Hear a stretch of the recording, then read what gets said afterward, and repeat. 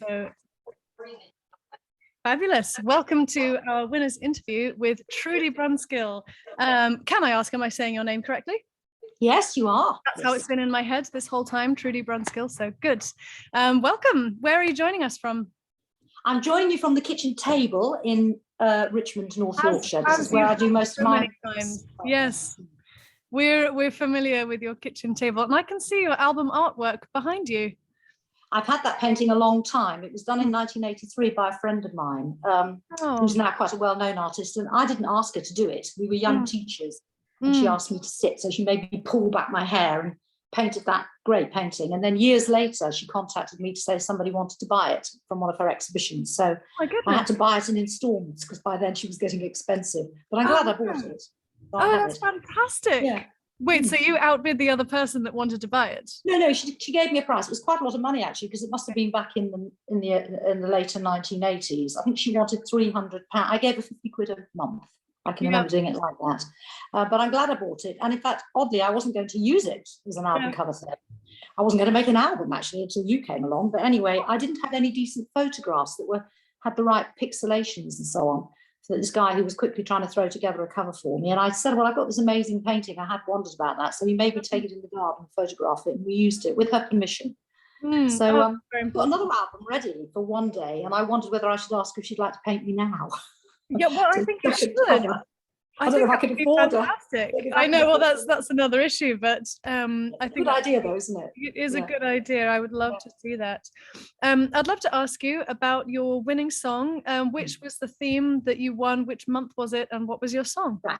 I won the first month after Fergus had set liminal as the, and I was one of the few as an English teacher who knew exactly what liminal meant. But anyway, I wrote the song Dance Floor about my mum. A lot of my songs are about my mother and my parents who live with me and who are at end of life problems. Yes. And my mum has quite very advanced Alzheimer's now. And so the story, it's a short song actually, it's one of my shortest songs. It's only about 3 minutes and 10 seconds long or whatever. The first part describes a story from her past about when she first went to the youth club. She met my dad actually. In Durham Miners Youth Club or whatever it was. And she sold her ice skates. She used to love ice skating on Durham Ice Rink. She sold them and bought herself a pair of red shoes. She met my dad. And then the rest of that part of the song is slightly extrapolated, the idea that somebody came along and said, hey, honey, you know, what have you got to lose? And she sings the chorus, well, I've got everything. I've got my virginity. I've got my self-respect. I've got my new red shoes. And it's about being on the edge of that decision. And then the second half is about her now in her 80s, 70 long years down the line, the song says. And it's about her, what would she do now? I bet she would sell what's left of her rightful mind for a pair of red dancing shoes, wouldn't you? And that's basically the song. So it's one of those many songs inspired by Mum and Fergus's lovely word, because I love words. So I've actually got the word liminal in the song, although I do explain. I say she's feeling on the edge, somewhat liminal, on the edge of her mind or whatever. So that's that song, and it won that first month's competition. And it's one of the songs that I've written over the last 6 months that I still like. I write all the time, as you probably do, and out of it all, there's only a few that end up. That's just it. But the point is the process, and what you get from it is a treat if it's great, and if it's not, that's fine. You just write and move on and open. And your website, I just post them, and I take them down. I post them. I take them down. I don't particularly.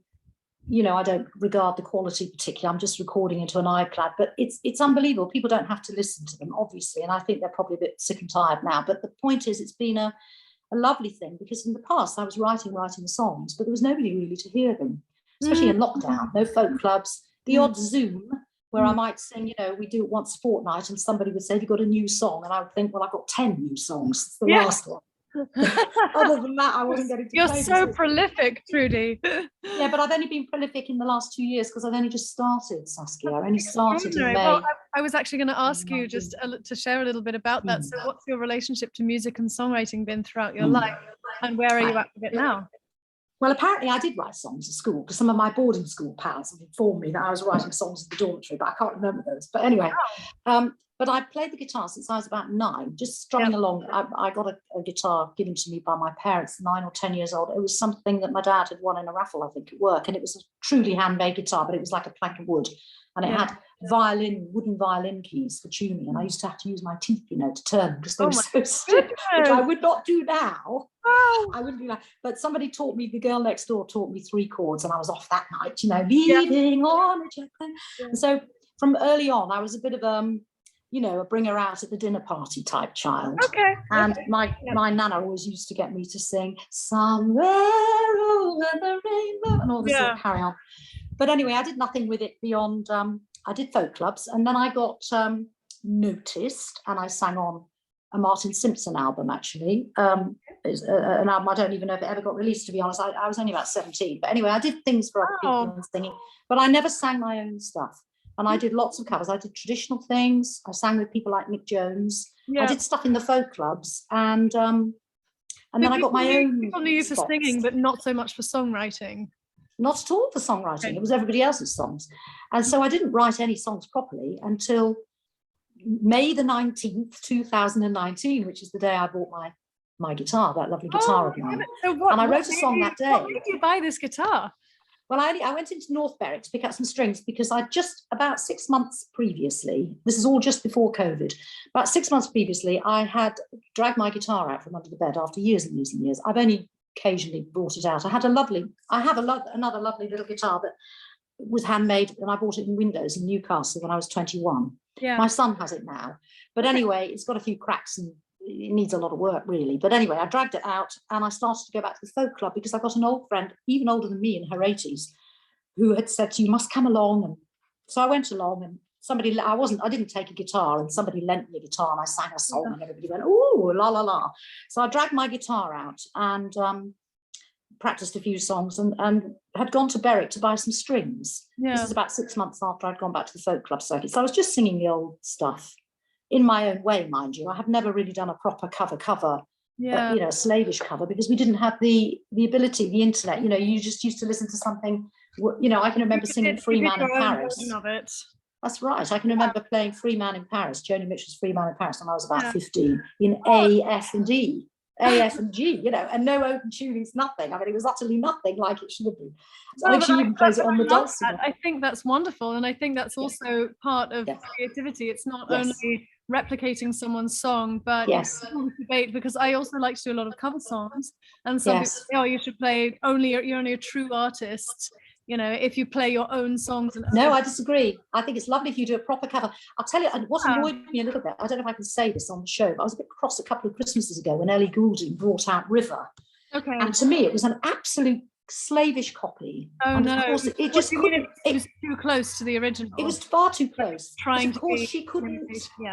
She couldn't do it. Not for me, because I'm of a different. And I just thought, well, why didn't they just re-release Joni's? I know that's the issue with covers, isn't it? You actually want to hear the far enough away interpretation. No. Otherwise, you're like, look, the original was great.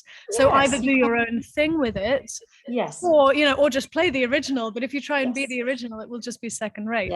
Yes. I just wish that all her. I was listening to her phrasing. I heard it because it was on the radio a lot. Her phrasing, or whatever they call it. Her diction, her phrasing was completely emulated. She was using exactly the same sort of timing flips and little touches and things. And I thought, well, that's a shame. She's done that really, because she's obviously got a sweet voice. But then you can't feel, who she is in it. No. And then you might as well listen to Joni's. And actually, speaking of Joni Mitchell, I wanted to ask a classic question, which is just, who are your musical inspirations? Well, obviously she is a musical influence, although here's me talking about slavishly copying. I really do not copy her, and I think my voice has always been my voice. I mean, obviously it's deeper now than it was, as indeed hers is. I mean, hers is a hell of a lot deeper because of the cigarettes, but I don't think I do sound like Joni Mitchell. And when I listen, I sometimes think people like Donna, who I know you've been working with recently. I listened to a couple of phrases of hers, and they seem. I think a lot of us, you can sound a bit like her younger stuff, and I think we're all open to that because of the genre of songs that we sing. Yeah. But I also love Barbra Streisand and Aretha Franklin, and I think they're equally strong sort of influences, along with people like Tracy Chapman. I remember that Fast Car album having a massive impact. And Joan Armatrading, and you'll know. And as well as that, a lot of the traditional folk stuff, although, I mean, Joan Baez was my first influence. Oh, really? My uncle Richard had a record, and I can remember singing, railroad bill, living way up on Railroad Hill, ride, and playing the guitar and doing all her stuff. That brings Joan Baez right back. Yeah, Joan Baez. So Joan Baez is an influence. Then Judy Collins, and then I've loved Bonnie Raitt, who's a decent guitarist as well. I like the way she handles her guitar and plays. I like her stuff. And of course, I suppose Joni Mitchell has to be my major influence, although I haven't listened to everything she's done. There was a review of me doing something. Sometimes someone can be an influence, even if you're not mimicking her style or No, I try not to mimic her. No, but just because you are inspired by what she's done with her music and her life and her artistry, and it makes you want to do the same, but for yourself. Yes, that's exactly it. And of course, what I like is her kiss and tell autobiographical style, which has been much written about. That does suit me down to the ground. Any kind of writing. Well, any kind of writing, I can't. I have to. Something has to be in there that's real. I'm not very good. And if I do write a song which is totally fictional about, I don't know, a highwayman or something, I don't know. They're just rubbish. I can always laugh when I'm singing them. So I think they need to have. It can feel very personal and very vulnerable to do that. Yes, you do. You have to put yourself out there. And all my songs are about somebody, And all of my songs are about somebody. Many of them are transparently acknowledged. My parents have been. It's such a wicked thing, this age, and it's been a very, very fruitful. The only good thing that's come out of this is that it's produced a lot of thinking and writing about. And in fact, I have been asked if I'd like to sort of think about some of my Alzheimer's dementia songs for a cause, which I'm very happy to do. There are many of them, so I'm going to filter through those and see if I can get that together for these people. I think that could be incredibly powerful for other people who are experiencing what you're experiencing. Well, yes, although I'm quite bleak about it, I have to say, and also it's oddly funny sometimes. There's a song about my mother throwing away all the cutlery. It's quite a sad song actually, and it's got the refrain in it. She's thrown away all his wedding spoons. She doesn't want them anymore. And this is my mother is in the last days of her clearing up. She's stopped doing that now as well. Everything is in weird places, but all the spoons were thrown in the bin and we were climbing in and out.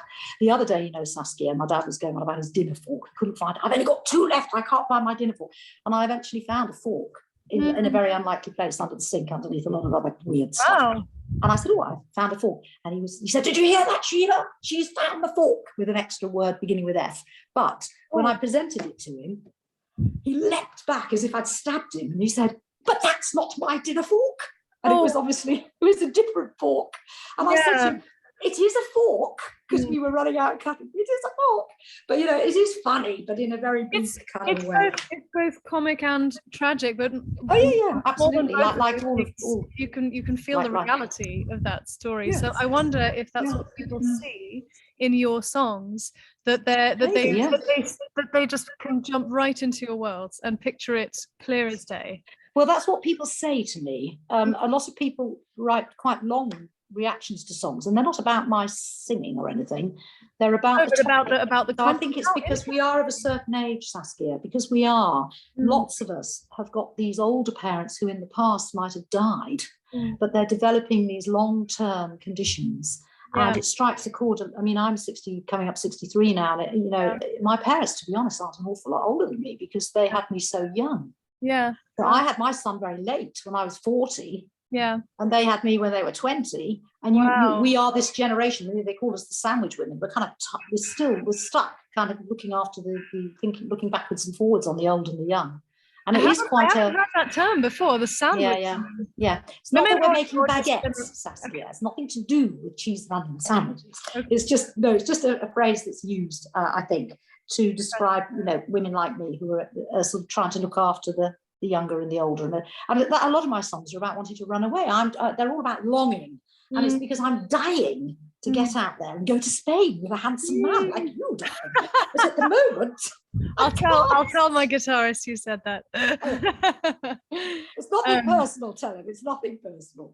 No, it's just fine. It is that. It's all in these songs. But the songs do change. When I first started writing songs, they were about the coastline, because I was spending a lot of time at the caravan. A lot of them were about the coast, the harbour, the fact they were rebuilding, trying to stop the erosion. They were more ecological, slightly politically minded songs. And my son was saying to me at the time, for God's sake, don't sing about yourself, Mother. Nobody wants to hear you singing about yourself. And now he's left home. I'm really singing about myself. I sing about him as well, but it doesn't matter because he doesn't listen. And that's evidenced. I mean, your album sold out of copies of you singing. But I have to say, Saskia, I only made 50 CDs. I mean, it's not like 5,000, but I did have some virtual downloads as well. And in fact, I have been asked for it. So I've just asked the guy, he's in Sardinia, where is he in a minute? He's in Santorini, the man who made my CDs, but he's going to make me another little batch because they were very inexpensive. Yeah. So the cover's going to be slightly different. What I love about this is that it's the total opposite of like the music industry hype, which is what are your social media stats? How famous are you? You know, what scandal did you get into lately? How popular are you? And what's happening here is just you sharing your songs, and it could probably be on any format and people would just download it. You could put, I think you've chosen beautiful artwork, but I think you could put anything on it, or you could just write Trudi Brunskill on it, and it could be a cassette tape or a vinyl or a USB plug or a CD or a Bandcamp download or whatever, and people just want to hear the content, and that just feels to me like the opposite of what's going on in a mainstream culture, and it's a reconnection to the meaning of what you're sharing, and that people really want to connect with that, and I think that's something to be really proud of as a songwriter. What a lovely thing to say. That's a lovely thing to say. It is very interesting, you know, because I think I'd rather have 50 people who want to listen to the songs than well, you know, than 5 million people who, I don't know. I understand what you're saying, but I'd rather they were meaningful to a smaller number of people. I don't need to, I haven't got any social media. That's just it. It's not because someone else said so. You know, they've discovered that completely for themselves. Well, yes, although it's all because of you. It's only your site. Because I didn't even have Facebook before I found somebody told me about the competition. I had to work out how to be a Facebook. Well, that's just amazing. But now that you've discovered this, I would like to ask, what do you hope for you and your music moving forwards? I think what I'd like to do is to be asked to do some folk clubs and to be asked so I can go out and about when I'm free and say, oh, yes, if somebody says, would you like to come and sing in our wine bar in Leicester? I might think, yes, I'll go to Leicester. And I know a lot of people around the place. I think I'd like to lovely. go. So Trudi is open for invitations. Yes, I'd like to keep coastal. I quite like the coastline. So if people would like me to travel around their folk clubs around the coast, I'll bring the dog and my camper van. I'll go around the edge, keep going around in circles until I can't drive or see anymore. Can you imagine the Trudi Brunskill tour? Oh yes, and with my lovely dog. She's quite the dog. I think that would be fantastic. I would like to ask you specifically, do you have a lyric that you've written recently that you like? Doesn't have to be your favorite lyric of all time. It's something that you've written. Yes, I have actually. I've written a song just the other day. I think I've put it on your site probably. It's very, very recent. It's called Forget About Me, and it's about Mom, and I think it might be the best song I've ever written. Oh, wow. Well, let's hear a lyric. The lyric's very simple. The lyric is very simple. I'm on book 4 of all my songwriting. This is this lyric, and it's got a refrain in it. Oh baby, it's time you forgot about me. It's certainly high time you forgot it. It'd be a whole lot better if you can just forget about me. And then she sings, it's as if my mother's saying, oh my baby girl, forget about me. And then I sing to her, oh my mother, oh my only mother, forget about me. You know, and it's just a simple song with repetition in it. My songs are getting less verbose. Interesting. And I am really proud of this song. I wrote it on the 8th of this month, so it's sat in my head for a couple of weeks, which it takes time. I'm pleased with that. I would love to link to it. So actually, I've just got 2 more questions for you, and the first is, if people really are dying to hear this song that you've just written or any of your other songs, where can they go to find it? Well, they can go to your website, darling, because it's actually on your, I think I've also put it on YouTube. I put all my tabletop recordings on YouTube. So you're on YouTube as Trudi Brunskill? Just Trudi Brunskill. And I put them up there at the beginning of your competition because I have my really good friend in London, Jerry. She doesn't do Facebook and she would refuse to do it. Yeah. She does yoga, darling. She doesn't do Facebook. Yeah, she's one of those. But anyway, I've made a YouTube account. I said, you don't even have to belong to YouTube. You just put my name in. Yeah. And she goes in and listens to them when she's got the time. So that's why it's there. So in the talent, and I think Forgive About Me is on there. It might be slightly better quality than the Facebook song, but it is the same recording. It's it's the kitchen table recording of this song, Forget About Me. So you'd have to put Forget About Me, Trudi Brunskill, YouTube, and it should take you to it. Yeah. That's amazing. All right. So one final thing, I just want to ask if there's anything that you would like to share with the Talent is Timeless community, anything that you would like to say to the people who are watching this? Yes, I have to say, you have not pre-prepared me for this, because I could have made a meal of this, but I think I want to say how moved I am by all of the people on Talent, all of them. I haven't had a critical word, you know, and I, of course, really, I opened myself up enormously. I could have been told to shut up, you old cow, all fed up of hearing you and you in your bloody kitchen. But no, everybody's resisted saying that, even if they felt it. They have been the most nurturing, wonderful, and I weirdly discovered what the young have discovered, which is that you can make friends with people that you don't know, and that there is the kindness of strangers is a really good real thing. And at this particular juncture of my life, which is all about to change, through these months, your group of people, now my group of people, have been extraordinarily important to me, because my own family are not very interested in my music, which is perfectly understandable. My older brothers and my son.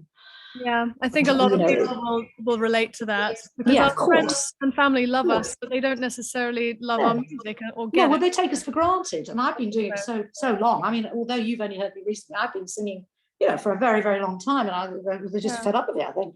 But I want to say that to those people that you brought us together. It was a wonderful thing that you did, and I think I've tried to tell you before, and lots of people have, but it really has made a big difference to me.